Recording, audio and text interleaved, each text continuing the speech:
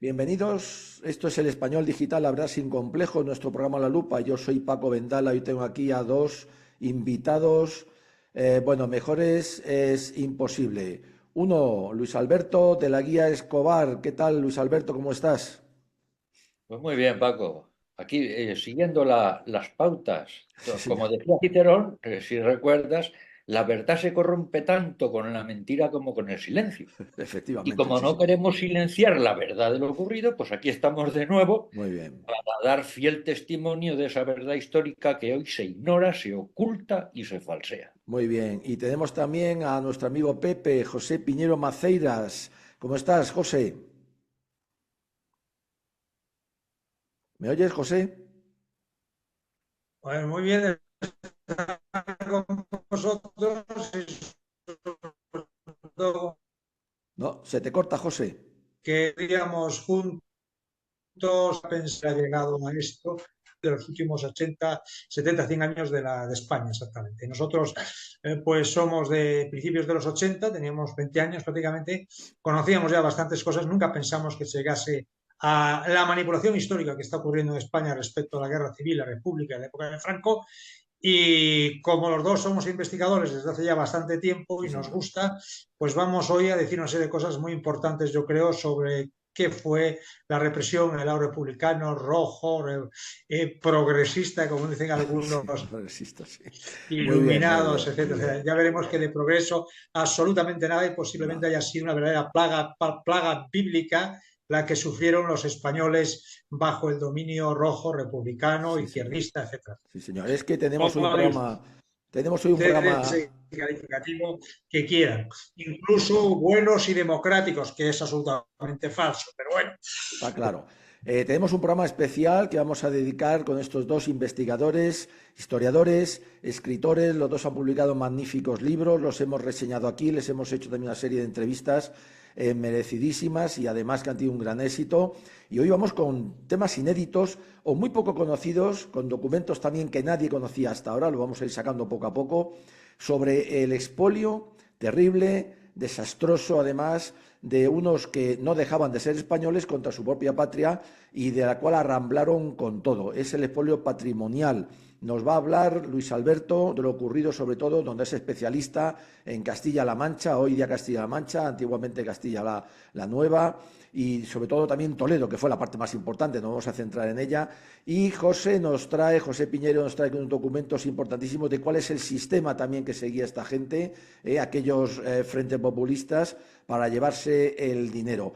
Yo voy a hablar poco porque lo que voy a hacer es aprender, que es lo que a mí me gusta, y entonces, si os parece, voy a dar primero la palabra a Luis Alberto para que nos inicie en ese tema de Castilla-La Mancha, en ese patrimonio, en ese expolio. Adelante, Luis Alberto, y después pasamos a José, donde nos presentará una serie de documentos importantes y podéis intervenir cuando queráis. Adelante.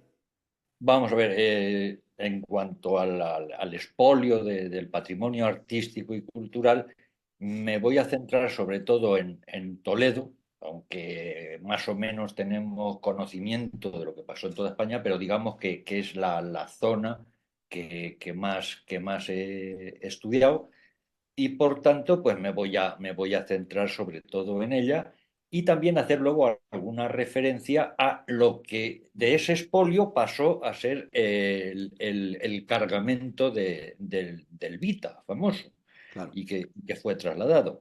Pero vamos, centrándonos en Toledo, pues decir que las primeras averiguaciones que se hicieron acerca del saqueo que se había producido, se deben al canónigo Francisco Vidal, que había uno de los pocos canónigos de la catedral que consiguió salvar la vida y que tras la liberación de la ciudad se dirige inmediatamente al Palacio Arzobispal. ¿Por qué?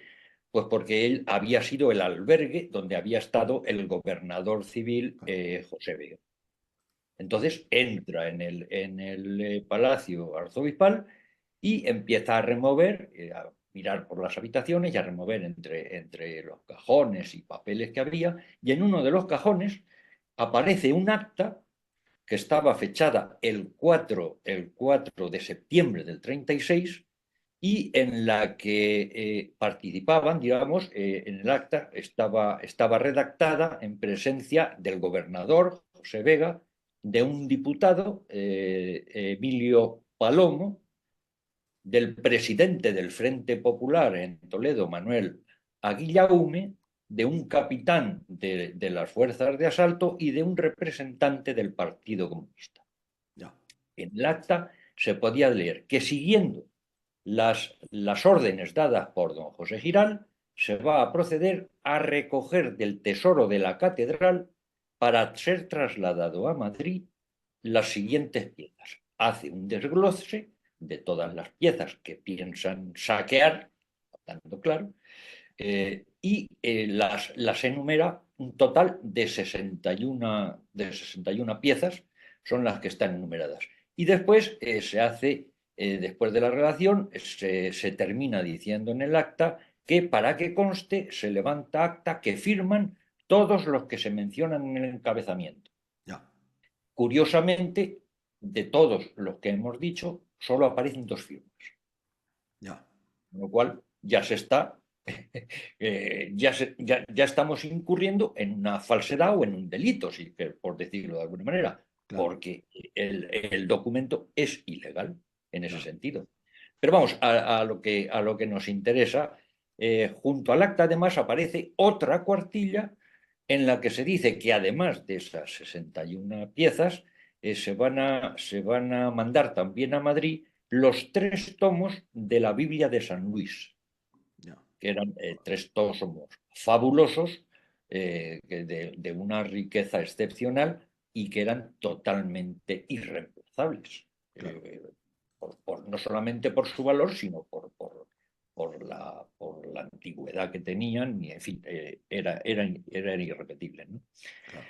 Entonces, estas cajas que parten el 4 de septiembre hacia los sótanos del Banco de España, y allí quedan depositadas, aunque en el acta se decía siguiendo las órdenes de Giral, resulta que en estos días Giral es depuesto y el nuevo presidente ahora ya es Largo Caballero, que es el que va a tener las llaves del Banco de España. Con lo cual, todo el saqueo que se hizo en la catedral y que fue trasladado a Toledo el día 4 queda en poder de Largo Caballero. Ya. Fíjate. De todos estos objetos, que sería muy largo, ¿no? Enumerar todos y cada uno de ellos, pero digamos que el más valioso, dicho por los grandes entendidos en la materia, el más valioso era el manto de las 80.000 perlas de la Virgen del Sagrario, Madre mía. y que estaba formado por 4 piezas. El manto propiamente dicho, la basquiña, las mangas y el vestido del niño, que estaba cubierto pues, de amatistas, rubíes, piezas de oro, brillantes engarzados a la tela, en fin, una auténtica maravilla, ¿no? Claro, claro. Fíjate que el broche del manto, el broche en sí, era un topacio de grandes dimensiones y traslúcido, de tal manera que dejaba de entrever el escudo del cardenal Cisneros, Claro. que 2 cisnes que estaban labrados con perlas sustentaban en los picos, que a su vez eran de oro.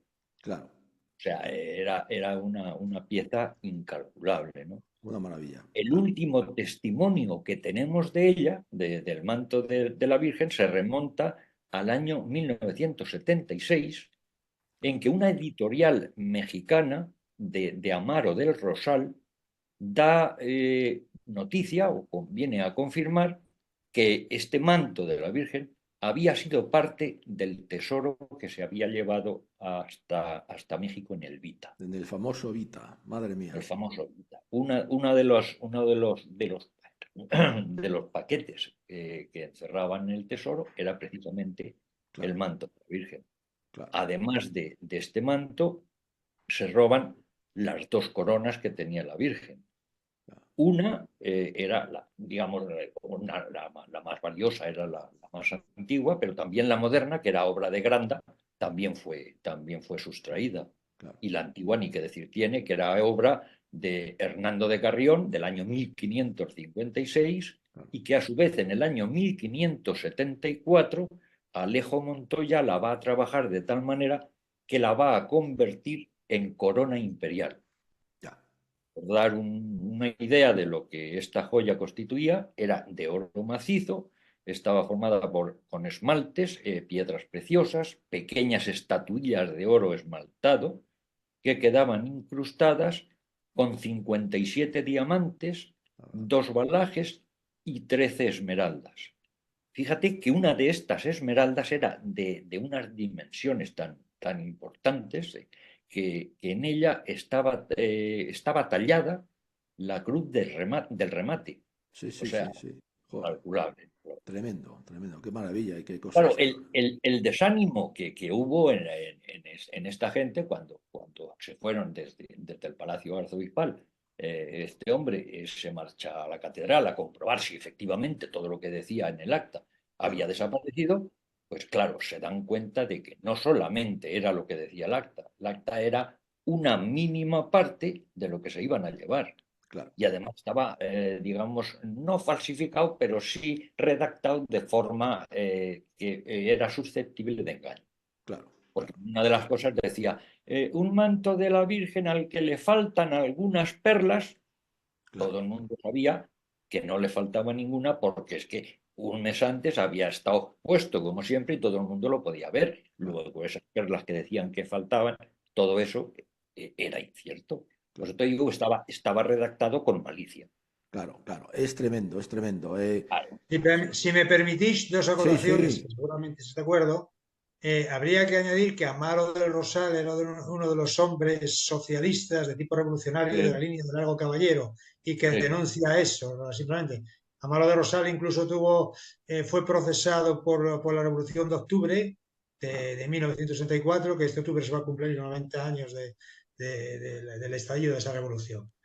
Y bueno, también ha puesto de manifiesto que Largo Caballero mintió, no dijo la verdad en sus memorias, porque prescindió de toda referencia a los contactos que había tenido habitualmente con miembros de la Tercera Internacional, con agentes de la Tercera Internacional, tanto en la sede de la UGT como en la cárcel cuando estuvo preso con ocasión de la Revolución de Asturias. Fíjate. Eso es. Y después otra cosa muy importante con relación a lo que dice Alberto, que conoce muy bien el tema, es que es simbólico sobre todo el daño realizado a la Catedral de Toledo porque era la catedral primada de España. Claro, Entonces eso hay que tenerlo muy importante.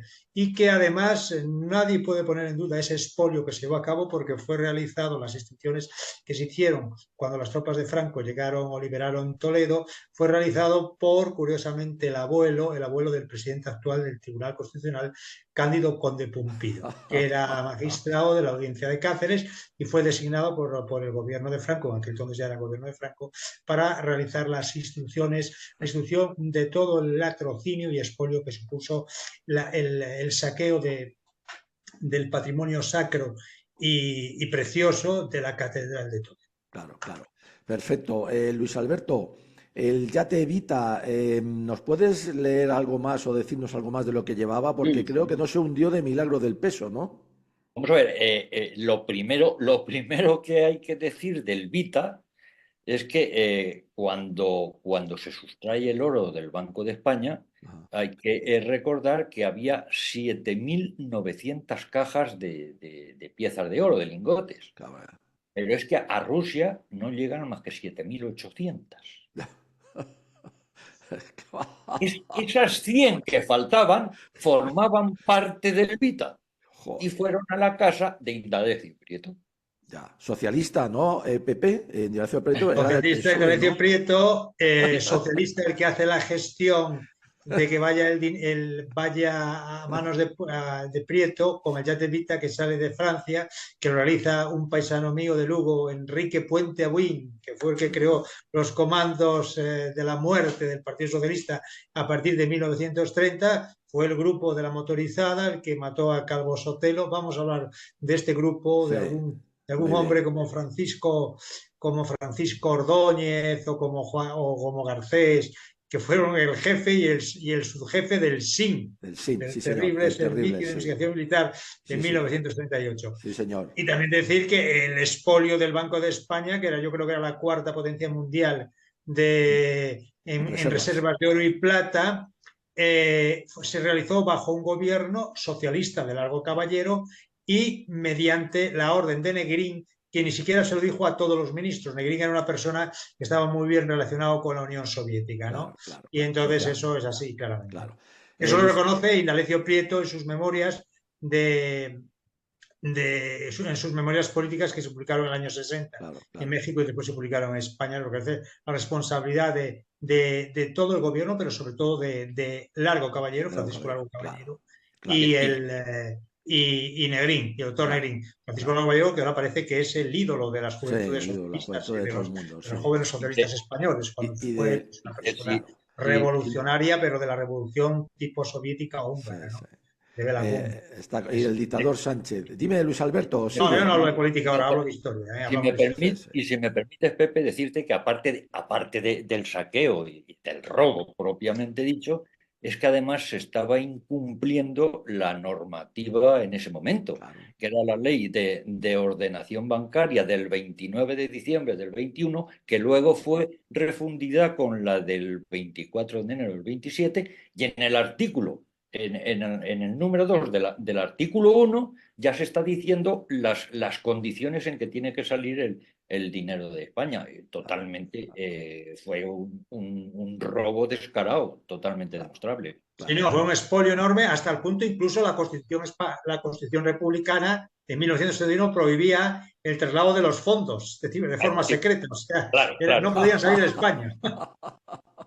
Pues volviendo a lo que estábamos diciendo antes, aparte de las famosas 100 cajas de oro que se descarriaron, en fin, Sí, desaparecieron. Pues entre los tesoros del Vita, entre de esos tesoros, aparte de todo lo que había de depósitos bancarios, en fin, lo que es, el tesoro de los Quimbayas, ah, que era un pueblo de origen colombiano, y todo el tesoro que estaba depositado en España, en este caso creo que estaba en el ministerio, perdón, vaya, bueno, en da el igual. Sí, museo arqueológico, creo, desapareció por ya, completo. también. Además, había una máscara, un águila y 3 piezas de ceremonia de oro macizo que eran de origen peruano. Ya, Además de esto, 58 monedas de oro griegas, 830 romanas, 297 bizantinas, y luego las que se dice que son más importantes porque son irreemplazables totalmente, claro. que eran 343 monedas árabes y 322 visigóticas. Joder, qué barbaridad. Además de esto, otras tantas monedas españolas de diferentes etapas, claro, de diferentes épocas. Claro. Monedas incluso francesas y portuguesas, en fin, todo ello por un total de más de 17 o 18 kilos de oro. Qué barbaridad. Formaban. ¿Cuánto dijiste? 18. Era uno de los aportes que iba en el famoso buque. Sí, Te sí, digo lo que decías tú antes, Paco, yo no sé cómo no fondeó, porque vamos, llevar un peso.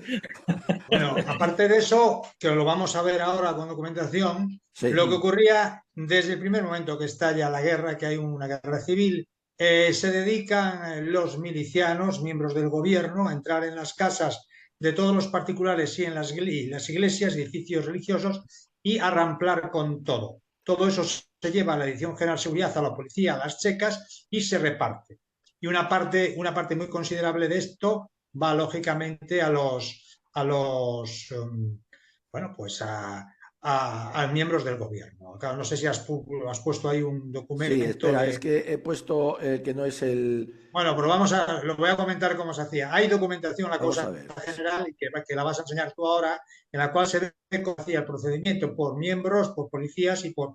Bueno, eso que pones ahí es, lo vamos a comentar al principio, Sí, es el sistema de refundición. eso es. Robaban todo lo que encontraban en las casas particulares, estos en Madrid, y lógicamente lo llevaban a fundir. Se fundía en la Dirección General de Seguridad muchas cosas y otras se fundía en el Círculo Socialista del Sur, la Dirección General de Seguridad, el Radio Comunista de Latina, Socorro Rojo Internacional y Ateneo Libertario de Vallehermoso. Ahí eran las zonas donde se fundía el oro y la plata, lo convertían en lingotes y con eso se marchó mucho también. Y eso fue en Claro, el Vita y por supuesto se lo repartieron los dirigentes republicanos de alto nivel, muchísimo de esto, ¿eh? claro, claro. Tenía incluso un servicio técnico para fundir el oro, porque lógicamente como cogían anillos, relojes, estandartes, etcétera, que había en las casas de los miles de detenidos y registros que efectuaban las milicias y las checas, pues lógicamente había cosas que había que sacar, se sacaba la piedra preciosa, se quedaban con la piedra preciosa, ponían las piedras preciosas en un lado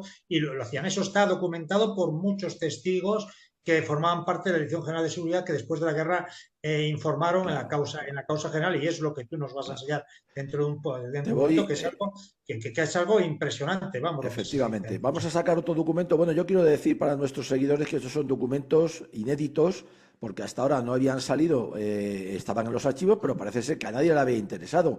Parece mentira que los grandes historiadores no hayan querido sacarlos. Yo creo que los han debido leer. Déjalo ahí y Sí, vamos a ver. y que es José I el primero que lo Esto es saca. impresionante, este documento. Este es un capitán de la Guardia, creo que es un capitán de la Guardia Civil gallego, que está en la Guardia Civil después de la guerra, y le encargan, como se dice ahí, que vaya a detener a determinados políticos de izquierdas que habían cogido las tropas alemanas después de la invasión en 1940, ¿no?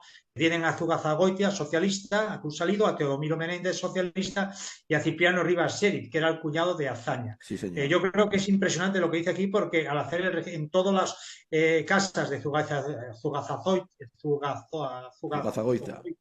Salido y Menéndez, no se encuentra nada, pero curiosamente en la casa de Cipriano Rivas Sheriff, que era la casa de Azaña, propiedad de Azaña, encuentran un saco de 50 kilos de monedas de oro, exactamente, lo dice ahí, 50 kilos de monedas de oro de $10, y en sacos precintados por el Banco de Suiza, que cree el capitán de la Guardia Civil que pertenecía al producto del robo del Estado español, pues Rivas Sheriff le dio una justificación oportuna, y sobre todo se inclina este capitán de Guardia Civil a sospechar que el oso fuese del mismo Azaña, puesto que estaba en su casa, en donde vivía Rivas Sheriff con su familia en compañía de él. Esto Tremendo. es terrible, porque esto de cierta manera pone entredicho que incluso en la cúspide de Claro, la presidencia de la República se aprovecharon de estos robos y de claro. estos saqueos y expoliaciones que hacían las milicias y las checas y las policías del Frente Popular, no solo en Madrid, sino en todas las comunidades.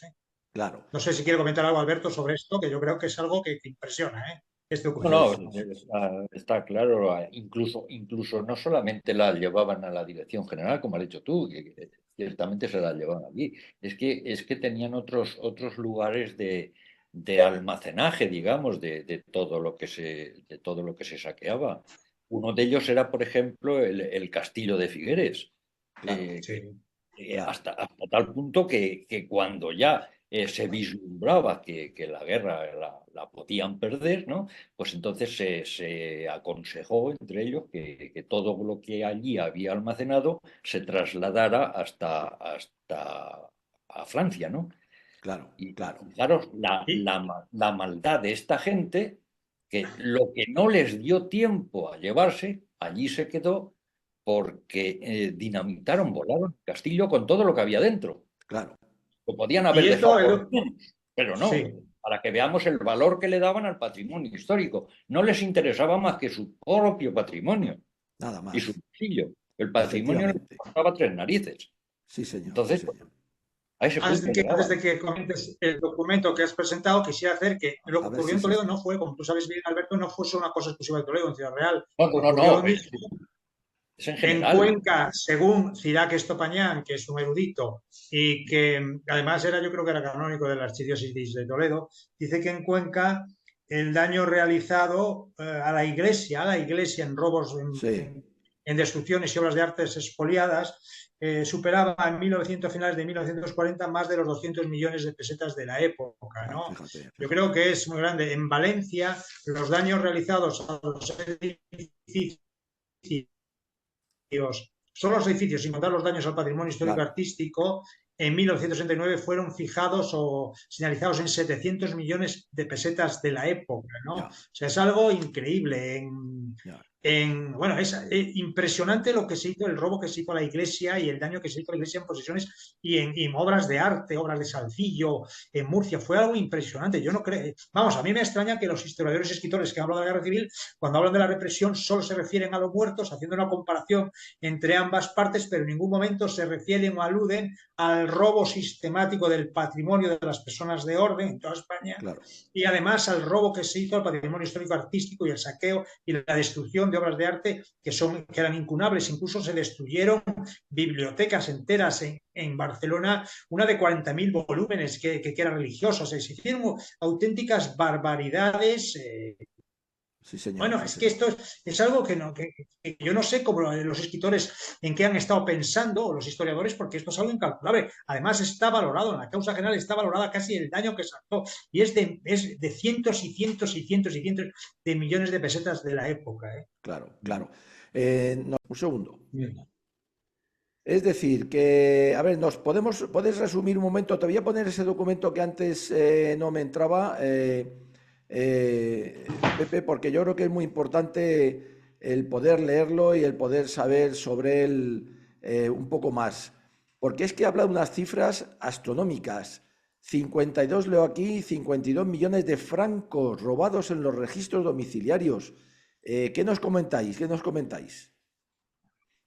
Bueno, esto es una declaración que se hace después de la guerra en la causa general, donde se dice cómo es el procedimiento que se pone de manifiesto, que dice este declarante, así como varios que son, incluso auxiliares, etcétera, policías auxiliares, es que desde el momento mismo del estallido de la guerra, las milicias y las checas se dedican de forma casi espontánea y los policías adictos al gobierno a entrar en los domicilios de la gente de Madrid de orden, a apropiarse de todos los bienes de valor que tenían y los llevaban a la Dirección General de Seguridad o a las checas y se los repartían. Eso es lo que es. Entonces, aquí lo que sucede es que cuando las tropas nacionales de Franco están a punto de llegar a Madrid después de liberar el Alcázar de Toledo y ante el miedo de que Madrid caiga en manos del ejército franquista, pues el gobierno se traslada, huye y se traslada a Valencia. Y se lleva naturalmente mucho todo lo que se había robado Claro, parte. Uno de lo que se habla aquí son los 50 millones de francos, que son de los registros domiciliarios, o sea, en efectivo que se marchan con ello. Y desde luego uno de los que se lo lleva clarísimamente es el ministro de Gobernación, el socialista Ángel Galarza, aquí que fue está. un criminal de guerra absoluto hasta el punto de que en Zamora tiene una calle dedicada. Jo, Eso es algo inconcebible en la historia inconcebible. moderna, que un criminal de guerra Qué como barbaridad. fue Galarza tenga una calle dedicada en Zamora y basándose en la memoria histórica. Eso Qué todavía es barbaridad. Qué más barbaridad. inconcebible. Bueno, entonces Galarza, con su hermano, que era abogado del Estado, prepara todo el acopio de materiales y joyas en la Dirección General de Seguridad. Lo ven varias personas, son las que atestiguan aquí, se lo meten en unos coches y se marchan realmente para Valencia. Pero, como sabe bien el Alberto de la Guía, al llegar acerca de su casa en Tarancón, llama por teléfono el ministro de Gobernación, a la sazón, como decimos, Ángel Galarza, a la Consejería de Orden Público y Ya. les dice que respecto de los presos que están en las cárceles debe procederse a su evacuación definitiva. Jo, Es decir, el causante de las matanzas de Torrejón de Ardoz y Palcones de Jarama es Ángel Galarza, fíjate. el ministro de la Gobernación, que era el que tenía el poder, lógicamente, para Claro, decidir claro, sobre el orden público. claro. El mismo que en un mitin en Mallorca había dicho que a mí el asesinato de Calvo Sotelo me produjo un sentimiento, el sentimiento de no haber participado en su ejecución. Joder, Ese es el señor Galard. magnífico. Qué barbaridad, qué barbaridad, qué barbaridad.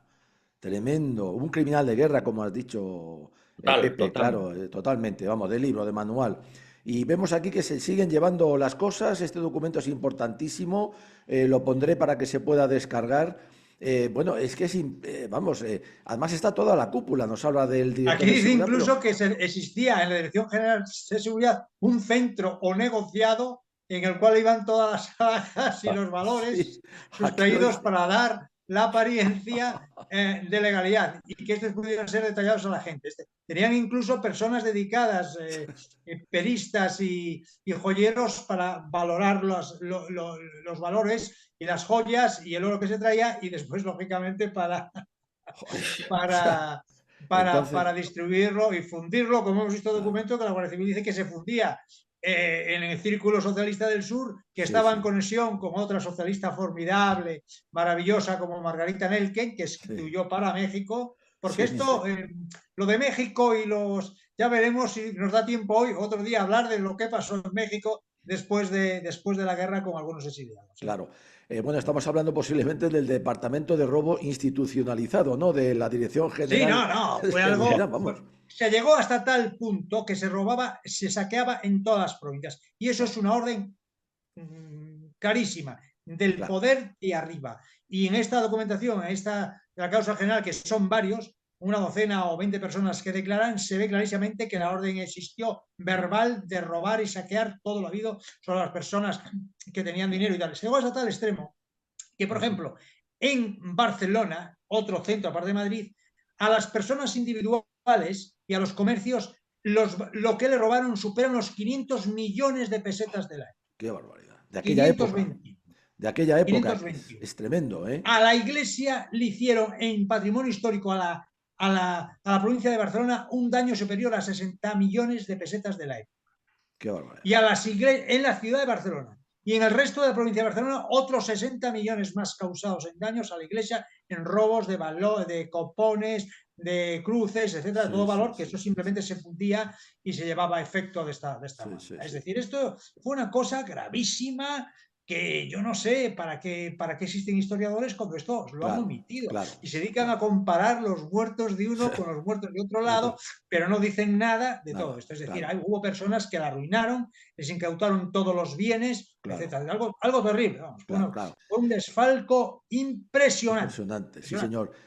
Luis Alberto, yo quería revertir esa pregunta retórica, pero muy importante que ha hecho Pepe, te la quería revertir a ti. ¿Cómo es posible, Luis Alberto, tú que eres historiador, ya tienes publicado varios libros y otros que está a punto de salir, como Pepe, cómo es posible que los famosos historiadores de aquí, de tanto renombre, algunos de ellos y tal y cual, incluso no malos, hayan podido callar u ocultar o no enterarse de este asunto? ¿Qué opinas? Bueno, enterarse se han enterado, o malos historiadores serían, ¿no? Claro, Lo que pasa es que no interesa decirlo. ya, ¿Por qué? Pues por unos por propia convicción, porque claro, se sienten parte del socialismo, claro, y otros porque tienen que ganarse el pan haciendo la pelota, claro, así de claro y claro, rotundo. claro. Entonces, el que, como decía Alfonso Guerra, que no está en la foto, que no sale en la foto está fuera. Está Entonces, fuera. es lo que hay. Si no les sigues las tácticas o disposiciones que hay que seguir para ser un afamado historiador, pues Claro, entonces ya es el hundimiento total y pasas a un segundo plano. claro, claro, Como a nadie le interesa eso, porque son gentes normalmente. Porque si fueran historiadores, Paco, si fueran historiadores, personas que han estudiado, claro, tienen un nivel intelectual grande, pero que se limitan a sus estudios o incluso a escribir, pues la cosa sería más o menos factible, ¿no? claro, claro, Pero como se trata de catedráticos en la mayoría de los casos, claro, pues claro, no pueden perder esa cátedra, para lo cual tienen que vivir de lo que hay, y lo que hay es decir que todo lo que hubo en el bando nacional, en el claro, bando franquista, pues resulta que eran crímenes. claro, claro, Y, está claro, y, y lo que ellos hicieron, pues nada, era luchar por la democracia. claro, claro. ¿Hasta qué punto se puede justificar? Vamos a ver, si en los tribunales populares que surgieron, resulta que eran, según ellos, para acabar con esa estado de alarma que habían creado la gente del pueblo exaltada, que eran las que claro. llevaban a cabo las matanzas, no el gobierno, sino la gente exaltada. Resulta que por eso ponen los tribunales populares, y fue un gran acierto, dicen. Sin embargo, esos tribunales populares dictan penas de muerte, más o menos, más bien menos, pero dictan penas de muerte. Claro, claro, Resulta que eso está muy bien. claro. En cambio, las mismas penas de muerte, por el mismo Código de Justicia Militar que se regían unos y otros tribunales, Sí, cuando eran tribunales militares después de terminada la guerra, resulta que eran crímenes franquistas. crímenes, efectivamente. Sí, sí, Si sí. se estamos aplicando el mismo código y con la misma ley, Claro. ¿cómo resulta que uno es un acierto y otro es un crimen? Que me lo Sí, expliquen. señor, No lo totalmente de entiendo. acuerdo. Entonces, Pepe, estas desmemorias antihistóricas y antidemocráticas son destructivas, letales para la convivencia y además están injustificadas, ¿sí o no? ¿Tú qué opinas?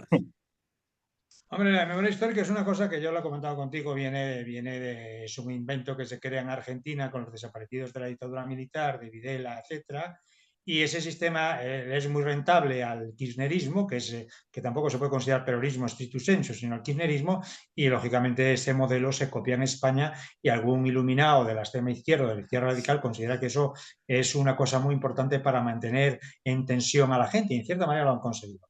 Pero, y después hay un error pues, de historiadores y escritores neutrales, de orden, incluso de izquierda, que se han olvidado de la represión, realmente del daño de la represión o persecución de la republicana en la guerra civil, que fueron el expolio gigantesco de Claro, dinero al patrimonio público claro, y al patrimonio particular de los españoles, y también, lógicamente, el daño a la iglesia y claro, a los valores culturales de la iglesia, claro. ¿eh? Sí, Que señor. fue, Sí, se señor. hicieron destruir. Además, todo estaba estudiado, porque, por ejemplo, en Barcelona a un abogado famoso, pues, que era mayor en aquella época, Fontcuberta, que tenía una colección de obras de artes incunables, le robaron cuadros de Dalí, El Greco, Zurbarán, Sorolla, etcétera, etcétera.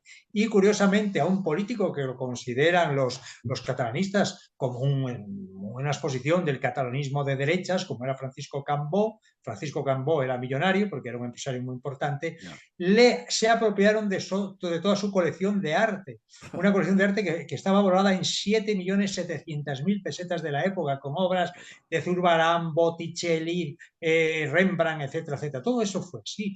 En el caso de Cambó, que era una cosa muy grave, pues se pudieron recuperar algunas obras, pero al abogado Fontcuberta, no creo que se haya recuperado ninguna.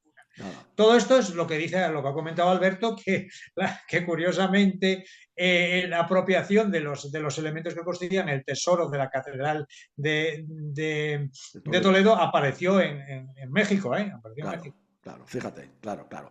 Pepe, no sé si quieres abordar un tema que me has dado una documentación también inédita, novedosa, porque yo creo que es muy importante conocerla y conocer lo que pasó, bueno, después, años después. Yo si quieres te lo pongo o te interesa entonces, vamos a Y tenemos el abordarlo. tiempo, sí, porque se va a corroborar lo que estamos Sí, diciendo, sí, hasta sí, qué punto tenemos, llegó, ¿no? tenemos todavía tiempo, sí. Creo que el primer documento es este, si no me equivoco, ¿no? Bueno, sí, ese es el documento del que estamos hablando. Déjalo ahí que lo comento. Es Vale, un documento que se publicó en La Habana en el año, estando todavía la guerra, en octubre del 38 creo que es, en el Diario de la Marina, y es el documento, como se puede ver, por el cual se incauta de un taller de costura, de una tienda de costura que existía en Barcelona, ¿no? Ahí se pone manifiesto, es la ocupación de la CNT, se apropia del comercio y se apropia también de todas las cuentas corrientes de la propietaria. Pero resulta que la propietaria era la mujer del capitán Manzanares, que era uno de los que se había sublevado en Jaca para traer a la República. aquí está. Sí, era Estupendo. alférez en Jaca y naturalmente se subleva con García Hernández y Galán. Y curiosamente, este hombre en el 38, este hombre lo nombran todavía, en abril del 38, vocal del Tribunal Especial de Guardia de la Audiencia de Lérida. Será un cargo, una cosa como un tribunal de estos populares. Claro. Pues a pesar de ello el hombre huye porque parece que se le ofrece hacer unas compras de material y se encarga al capitán Manzanares, que era muy republicano, muy de izquierdas, Sí. al comandante Resac, que era de aviación, y a Rala, que era el que había ido con Ruiz de Alda y había llegado a Buenos Aires en el avión en los años 20, lógicamente un héroe, y lógicamente les dan 2 millones en pesetas oro para cobrar eso y ellos se lo piensan mejor y parece que se apropian ese dinero y se marchan, ¿no? Pero realmente lo que había pasado es que, como bien dice Manzanares, que escribe varios artículos en la prensa de Cuba, en el año 98, a su mujer, que le habían apropiado de esa forma tan ignominiosa, en octubre del 36, su taller de costura en Barcelona, eso le supuso un daño de 2 millones de pesetas, Claro, que no era tanto, porque acabas de presentar ahí un documento que yo creo que es de un taller de pintura de la calle Bailén en Barcelona, donde es también de 1 millón de pesetas y que son los propios obreros, como dice, fue incautada por obreros de la propia empresa y incontrolados. A este señor esto tiene un valor de 1 millón de pesetas, o sea, eso se hizo muchísimo, además por incontrolados. Lo que se generó aquí es que muchas personas, como sacaron a mucha gente de la cárcel, que fueron los que formaron parte de los comités de asesinos y de saqueadores, se robaron a hacer lo que hacían, a lo que sabían, a robar y a matar. Claro, claro. Y al comandante Resac, que fue uno de los héroes de la República también, que se sublevó en Jaca, primeramente en Cuatro Vientos y después incluso participó en unas elecciones en 1961 junto con Ramón Franco, hermano de Franco, y también el rey, el representante del regionalismo andaluz, Blas Infante, Sí, Blas a Infante. este hombre es una persona que combate, incluso combate en Toledo, ya que estas son unas personas, unas de las bombas que se tiraron contra los defensores de Toledo, pues venían del avión del comandante Resac. Y el comandante Resac, pues también abandona y le matan a su hermano. Curiosamente cambia porque le matan a su hermano, que era comandante de artillería, que era político en Madrid, se lo matan. Y él puede detener al asesino, que era un anarquista, con la ayuda de un miembro de la CNT de Madrid, que tenía un salvoconducto, detiene incluso al que lo mata, que es en Chamartín, en lo que es el barrio de Chamartín de Madrid, que antes era un pueblo independiente, Chamartín de la Rosa, Claro. y lo encuentra allí, le encuentran que llevaba el hombre que lo asesina, que decía que era anarquista, pero no era anarquista, era de izquierdas, pues que tenía el reloj del hermano, la estilográfica, etcétera, etcétera. Y lo presentan a la policía, y entonces este va a trabajar, va a hacer una de esas compras para el gobierno de la República a Francia, y cuando vuelve se entera que lo han puesto en libertad, que el gobierno lo ha puesto en libertad, y cambia. Pero además él constata, y eso es lo más importante, el comandante Resac constata que cuando llega a Francia, que él había combatido en primera línea y que había ayudado a los milicianos, a los soldados en Toledo, en el frente de Córdoba, que los representantes de la Comisión de Compras del gobierno republicano se dedicaban, más que a comprar, a pagar, a transformar las pesetas o el oro en dólares o en libras esterlinas y a quedarse con el dinero. Entonces, esto es una cosa, un escándalo terrible, y este hombre, como consecuencia de ello, incluso dice que va a preparar, a redactar un libro. Y efectivamente publica un libro que se llama Lo que yo vi en la Guerra Civil, que se publica en el 39 en La Habana. En el momento que publica este hombre en La Habana una parte del libro, la introducción, el primer capítulo, a los 3 o 4 días es objeto de un intento de asesinato. Qué barbaridad. Se defiende, dispara contra uno de los agresores que lo querían matar, y le hacen un proceso, ¿no? Resulta que el que le intenta matar es un hombre que era un terrorista condenado en 1935 a la pena de muerte y fue amnistiado, que era un cubano. Y bueno, pues sale suelto en un proceso muy curioso, ¿no? Y entonces crea jurisprudencia en La Habana, en Cuba. Salir a suelto este hombre, el que no lo mata, lo deja herido. Claro. Y después este hombre se va con su mujer, que era norteamericana, y vuelve a México en el año 1955. Y en plena calle de México le pega un tiro un anarquista español, de la FAI. Y dice que lógicamente lo mata porque había desertado del ejército, se había llevado 25 millones, mentira. Lo que se habían llevado tanto Rada como Resac como Manzanares eran 2 millones pesetas solo. Y que era un asesino, mentira, porque no había matado a nadie, y lo matan. Es un anarquista que además estaba enriquecido, vivía en el norte de México y estaba enriquecido. Sí. Pero curiosamente esto coincide que unos meses antes había huido de la cárcel, en el 55, de la cárcel de México, el otro anarquista, un sicario anarquista español que había combatido con Durruti en la guerra, que era catalán, que se apellidaba Fleita Rouco, que en el año 50 mató al representante de la embajada española oficiosa, el representante diplomático, que era Gallostra, lo asesinó también en Ciudad de México. Qué barbaridad, qué barbaridad. Esto, Luis Alberto, es terrible como incluso después de 12, 16 años, entre ellos siguen ajustando sus cuentas, ¿no? ¿Qué opinas? Sí, sí, totalmente. Además hay por ahí, no sé si luego en algún momento lo tocaremos, como ha dicho Pepe, luego de ver lo que pasó con todo el patrimonio que marchó a México, al domicilio de Prieto, pero ahí hay una carta de los famosos miembros de la JARE, que le mandan a Prieto, donde lo ponen a parir y le dicen que se están pegando la vida padre con el dinero suyo cuando ellos están pasando calamidades. Claro, claro, Son claro, ellos claro, claro, mismos los que se denuncian, ¿no? claro, claro, claro. En Tremendo, fin, tremendo, tremendo, tremendo. Es que el sistema del Frente Popular fue una absoluta satrapía. Yo creo que fue la exacto. satrapía más importante de la historia moderna de Europa en cuanto con la fábula o la drogadicción de redimir a las masas, una serie de pequeños o una minoría se hizo de oro, nunca mejor dicho. Y lógicamente se podría incluso decir que realmente encontró el dorado en América. Fue en México. Realmente el dorado no lo encontraron los conquistadores del siglo XVI, pero lo encontraron Prieto, Enrique Puente Abuín, etcétera, etcétera. Que mata, ¿cómo se llama? A Reixac el año Arrasar. 55, todos. Vamos, es que es una cosa que asusta, ¿no? Asusta, asusta, sí es verdad, sí es verdad. Porque, bueno, es que es impresionante. Y claro, todo ese dinero, toda esa moneda, eso desapareció, vivieron de ello y nunca más hemos vuelto a saber nada, ¿no? Prácticamente nada, no se sabe nada. No, ni De vez nunca en se ha cuando. devuelto nada.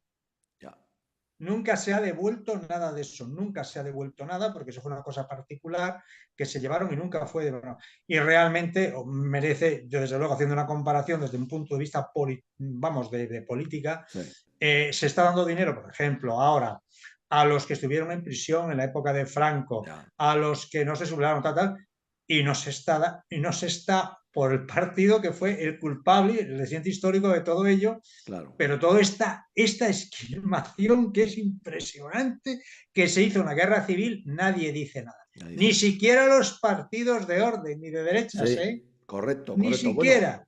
es que yo creo Eso, que los partidos, en este aspecto, los partidos de derechas y de orden parecen como la coartada sí, Sí, de señor. lo sí, que sí, ocurrió total, con el total. Vita y lo que ocurrió con todos los fondos de oro y plata que marcharon a Odessa y con todo el robo que se hizo y saqueo y expolio que se realizó en todas las provincias españolas dominadas por el Frente Claro, Popular claro, recién como consecuencia del estallido de la Guerra Civil. claro, claro. Está todo cuantificado la mayor parte y son cientos, cientos y cientos millones de pesetas de la época que fueron expoliadas al patrimonio nacional y al patrimonio de los particulares de los españoles. Sí, señor. Es que yo creo, no sé qué opináis vosotros, quería vuestra opinión.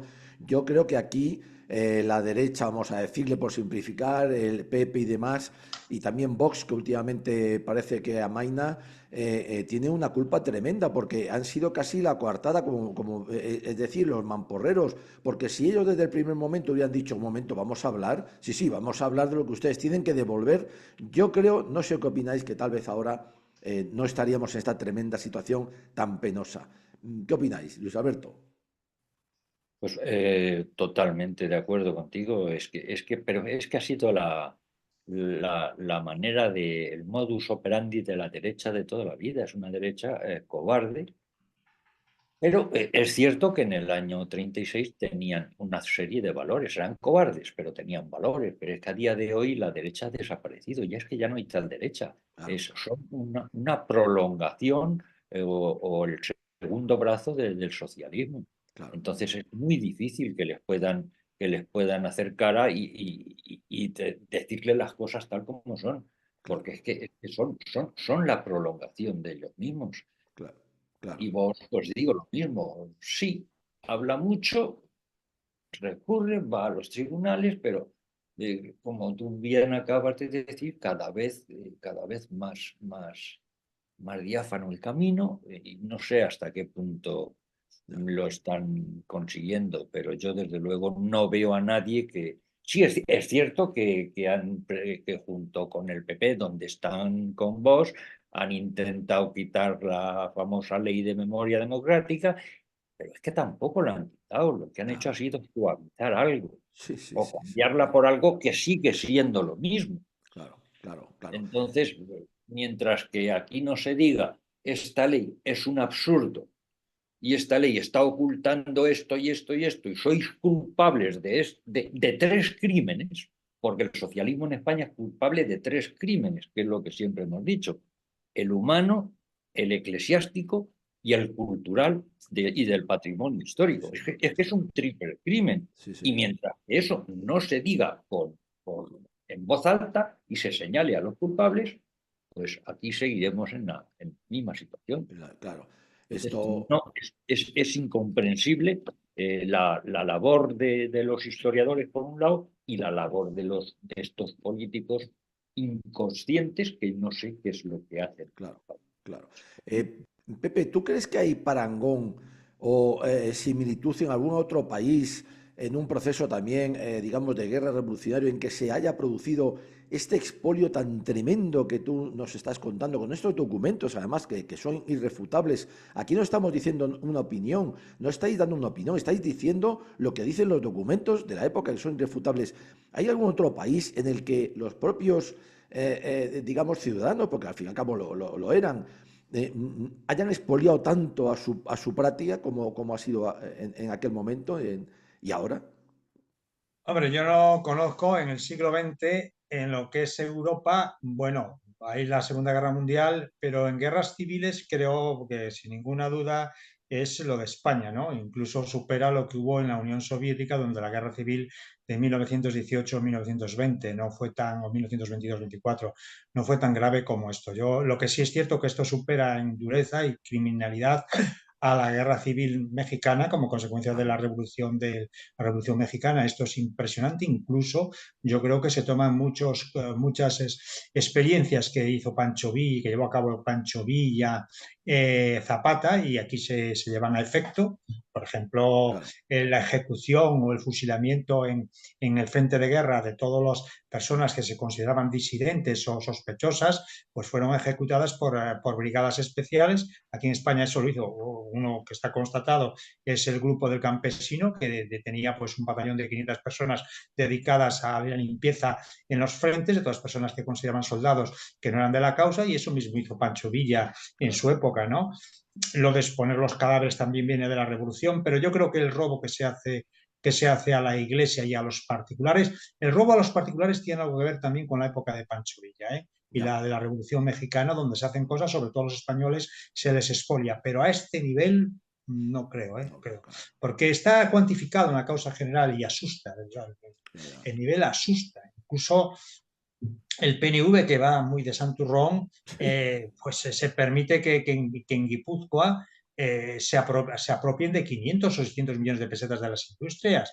Y después los créditos que exigen a los bancos en el País Vasco es muy considerable. Es decir, es algo terrorífico. Tremendo. Terrorífico hasta el punto, como se puede ver, que ese sistema que se instauró perjudicaba pues al patrimonio de personas que eran republicanas y que habían traído la Claro, República, como era el caso del capitán Manzanares. Es que es claro, algo, bueno, llegó hasta tal extremo que el capitán Manzanares, la mujer, como puedes ver aquí, le roban, se le incauta todo su comercio y todas sus cuentas corrientes, y le llevan una checa. Y ahí lo dicen en el periódico de La Habana, la salvó con pistola en mano. sí, sí, sí, sí, Y lo no se dicen. la cargan también. Es que después esto, como sacaron a todos los delincuentes, pues que se quedaron a robar, y pues, entraban, fusilaban y se llevaban todo lo que tenían. Sí, sí, sí, sí, Es algo correcto. inconcebible ya. Y desde luego también ya no entramos, que eso lo ha tocado muy bien Luis Alberto en otros programas tuyos, es cómo se martirizó a la gente. Claro, Los claro, claro, castigos claro. físicos, humanos y morales que se hicieron a la gente. Y eso era una cosa que salía, bueno, que era algo inconcebible, pero incluso en el año 38, cuando se crea el SIN, el SIN es creado, el dirigente en el año 30, en el 30 se queda en el 37, pero en el año 38, cuando ya se han creado esas celdas de castigo especiales de las checas de Barcelona, el jefe es un miembro de la motorizada, Claro, Garcés. Garcés. Y el segundo es Francisco Ordóñez, que era socialista también.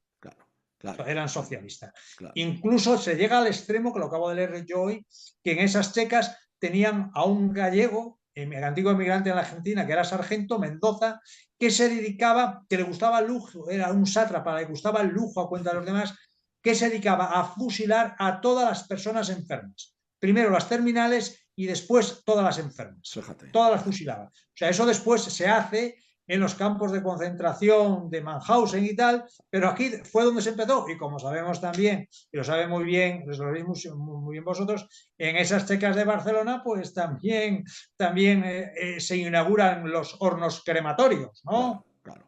No, es los tremendo. hornos crematorios. Es y el tremendo. primer campo de concentración de exterminio del trabajo es realizado también por los socialistas en Granada.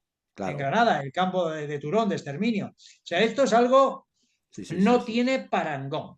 Y desde luego los políticos españoles yo creo que son, no sé, vamos, yo creo que viven en una atmósfera, que son unos privilegiados, viven en una auténtica atmósfera porque están muy bien remunerados económicamente y socialmente y no saben o no se enteran de nada. Claro. Y respecto a la derecha española, pues yo diría lo que comentó Gonzalo Fernández de la Mora en su tiempo, que no había leído un libro en su vida. Claro. Porque si no, esto es algo inconcebible. Vamos, cualquier persona ahora entra en internet y entra en la causa general y pone tesoro artístico y va provincia por provincia, pone daños, persecución religiosa y lo ve todo. Claro. Y pone ya lo de los bancos, es algo, vamos, inconcebible ya lo que se robó ahí. Tremendo. Algunos bancos, el Banco de España, que se llevaron 300 millones de pesetas, he leído yo. Todo. Creo que en Teruel, 97 millones. En Teruel, fíjate que no hay mucha riqueza en Teruel, se llevaron de las cajas de los cursales 97 millones de pesetas de la época. Sí. Tremendo. Se nos acaba el tiempo, qué pena, como siempre, muy interesante. Yo os agradezco de verdad esta labor de investigación, lo primero. La segunda, de historiadores y de divulgación. Yo creo que es importante, creo que hoy se han dejado claro muchísimas cosas que muchos deberían apuntar y otros deberían apuntarles a los que no les da la gana apuntarlo, valga la redundancia. Yo a los dos, muchísimas gracias, de verdad, Luis Alberto, Pepe, Luis Alberto de la Guía Escobar y José Piñeiro Maceiras, investigadores, lo primero, que es lo más importante, fuentes inéditas, fuentes originales y después historiadores. Hay que saber también divulgarlo y escribirlo y tener el valor de hacerlo en un tiempo como hoy en el que pues cada vez es más difícil. De verdad, muchísimas gracias a los dos y volveremos otra vez sobre estos asuntos que son realmente muy importantes porque es la batalla cultural, histórica que hay que dar, que es la más importante, creo yo, en estos momentos. Un abrazo a los dos, Luis Alberto y Pepe. Muchísimas gracias a vosotros. A ti, a vosotros dos. A vosotros, muy bien.